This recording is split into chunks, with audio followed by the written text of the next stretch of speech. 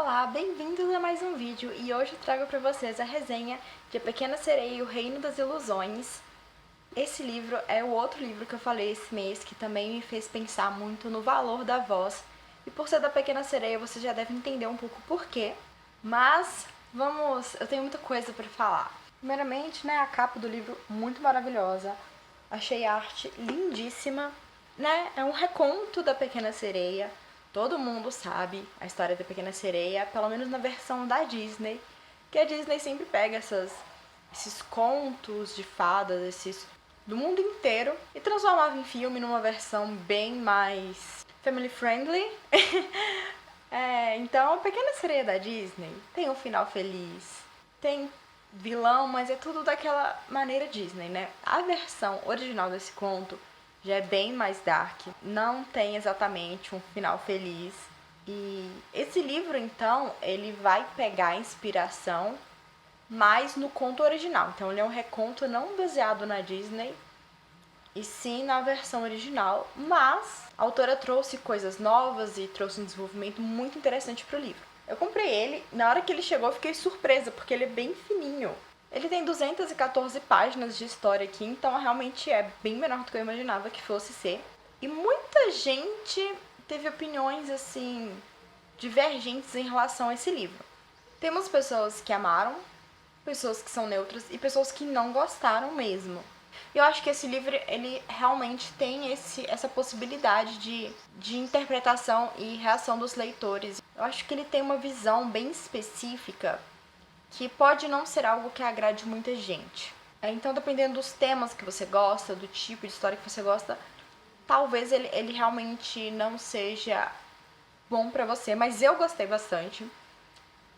Foi completamente diferente do que eu imaginava. Eu sabia que ia ter um toque feminista nesse livro, mas eu não imaginava que ia ser no nível em que chegou. Então tá, esse livro vai contar a história da Gaia, que é a mais nova das 7 filhas do Rei dos Mares. E quando ela era bem novinha, a mãe dela sumiu. Não se sabe o que aconteceu, e o pai das meninas ficava falando que a mãe delas abandonou elas e etc. Então elas foram criadas naquele ambiente lá, sendo as filhas do Rei dos Mares, com a influência da avó e do pai, e é isso. E a função delas é serem boas meninas, serem bonitas e só, darem bons exemplos, porque na sociedade, do fundo do mar é isso, as sereias, as fêmeas, as mulheres, sei lá, elas não devem ter um papel na sociedade, além de enfeitarem os locais com sua beleza e darem filhos para os tritões. E já dá pra gente ver as críticas e como o feminismo está sendo introduzido nessa história. E a Gaia, ela, na verdade, esse é o nome que a mãe, dela deu pra ela. Esse nome Gaia é um nome bem da superfície, Todos esses objetos dos humanos que acabam parando no mar porque caíram de barcos ou por causa de naufrágios, etc. Tudo que interessa ela coleciona. Então, ela tem esse grande interesse pela vida na superfície, pelos humanos. E isso é algo que ela tem em comum com a mãe dela, que a mãe dela também tinha essa fascinação, esse interesse pela superfície. As sereias, elas só podem visitar a superfície, ou seja, nadar até lá e ficar um pouquinho pra fora, elas só podem fazer isso a partir dos 15 anos de idade. Antes disso, elas são muito novinhas, é perigoso. Então, essa idade também é meio que um rito de passagem para elas. E a Gaia tá quase fazendo 15 anos e ela vai ter a sua chance de visitar a superfície pela primeira vez. E ela estava muito ansiosa. A Gaia vai, então, nesse seu aniversário. Fica encantada com o que ela vê. E nisso tinha um barco que sofre um naufrágio. E tinha esse rapaz no barco que ela se encantou por esse rapaz. Então ela vai e consegue salvá-lo desse naufrágio. E ela fica encantada, mas o tempo vai passando, ela continua a vida dela no mar, de vez em quando vai para a superfície e etc. Só que a vida no mar não é fácil, A vida no fundo do mar não é fácil. É um horror toda a situação. Ela se sente sufocada, ela não sente que ela tem liberdade, ela sente que ela não pode ser quem ela realmente é no fundo do mar.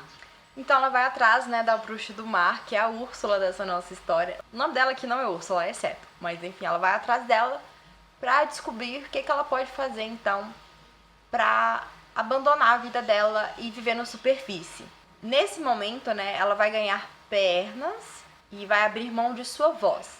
Mas ao contrário da versão da Disney, na qual ela fica muda e tem pernas belas e que funcionam bem, nessa versão ela vai ter a língua cortada e ela vai poder andar, vai ter pernas, mas ela vai sentir muita dor com essas pernas e ela tem um prazo máximo, se não me engano é 1 mês esse prazo que ela tem, pra, conquistar o rapaz.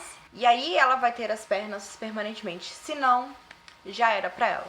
Então ela vai parar na superfície, vai encontrar esse rapaz e é muito difícil a comunicação por causa da língua. E ela vai ver que também a vida na superfície não é fácil. Assim como no fundo do mar, as mulheres da superfície também têm desafios e dificuldades e não são levadas a sério como os homens são. Então eu acho muito legal. O restante da história eu não vou mencionar, porque aí já tem muita coisa que a própria autora vai introduzindo. Até então tem um pouco da história da Pequena Sereia que todo mundo já conhece, por isso que eu contei pra vocês. Então nesse livro eu achei muito interessante que tinha esses paralelos de comportamentos que faziam do fundo do mar um lugar pesado, até ruim de se viver, que são coisas que a gente vê que acontecem aqui na nossa superfície, no nosso mundo real. E por momentos era até sufocante ler isso, era angustiante, e a gente entende, eu acho, um pouco o lado da Gaia. Toda a questão, a pressão que ela não deveria demonstrar personalidade, não deveria demonstrar pensamento próprio, que ela deveria ser apenas um rostinho bonito, como se ela não tivesse valor e nada para oferecer além da aparência dela. Então a autora pegou essa história, esse conto bem conhecido, vai adicionando dimensão e profundidade nele com esses aspectos. E tinha momentos pra mim nos quais a leitura ficava bem incômoda, não por o livro ser ruim, eu tava gostando, mas era questão, assim, da história provocativa, dos temas que ela trazia à tona. Todas essas analogias e paralelos com coisas que a gente vê aqui no nosso mundo e que a gente não concorda, que a gente sabe o quão nocivas são. Tem certos momentos que tem algumas coisas que vão acontecendo que eu me deixando, bem incômoda, e eu até não li tão rápido assim esse livro por causa disso, e a minha impotência como leitora me incomodava, porque eu via aquela situação sufocante, e não posso ajudar, eu tô como observadora, eu tô lendo. Eu tô apenas lendo aquilo tudo e eu ficava querendo fazer alguma coisa, porque era bastante incômodo. Mas eu acho que a intenção do autor era isso, era provocar a gente, era causar reações, pra gente refletir sobre o papel das pessoas, a visão das pessoas.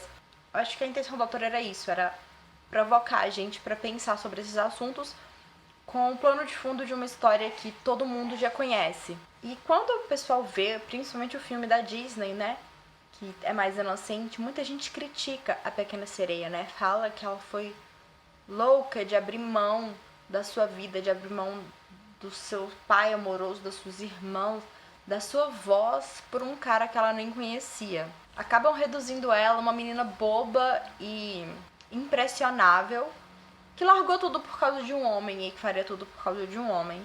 E não é bem assim, mas é uma interpretação que muita gente tem.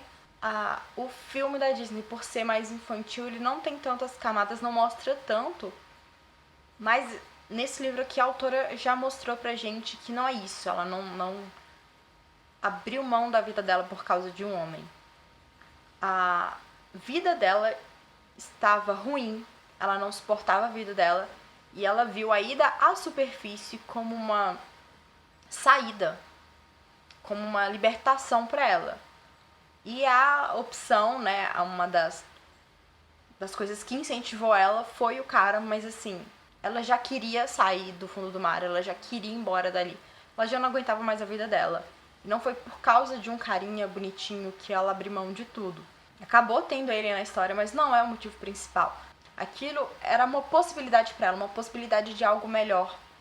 Talvez uma possibilidade de amor também, mas não era o foco dela. Ela queria sua liberdade, queria fugir do que não era bom para ela. E você vê que ela estava tão desesperada para mudar de vida que ela arriscou muita coisa, que ela aceitou aquelas pernas, mas que doíam e machucavam. Ela aceitou ter sua língua cortada. Pra mim, se não fosse pelo desespero, ela não teria feito isso. Pra mim, isso só mostra como a vida dela no fundo do mar não estava sendo uma vida. Pra você aguentar a dor, abrir mão de sua voz. Ela amava cantar, a voz dela era maravilhosa. Era uma das únicas coisas que ela gostava de fazer no fundo do mar, era cantar. Então, não é por causa de um carinha bonitinho. Tem muita coisa por trás. Esse livro vai mostrando com várias camadas e que vai gerando mesmo esse incômodo, pelo menos gerou em mim.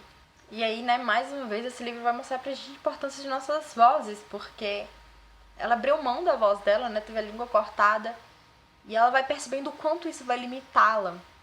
Vai limitar não só a comunicação dela, mas também como ela pode expressar suas vontades, as suas opiniões. E que nossa voz é importante, é importante sermos ouvidas, nossas opiniões são válidas também. E o final do livro foi revelador, trouxe muita informação e trouxe muito acontecimento. Foi um final bem intenso.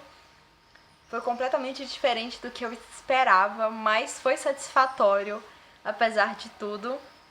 Eu não vou falar nada porque eu não quero revelar o final pra vocês, mas eu pude ver ao longo dessa história todas as influências que a autora pegou do conto original, sim, inclusive nesse final, mas não é um final que a gente já conhece, é um final novo que essa autora trouxe. Muito bom! Eu fiquei assim... Sabe quando você tá vendo um filme, você tá sentado na beirada do sofá, da poltrona da cadeira, assim...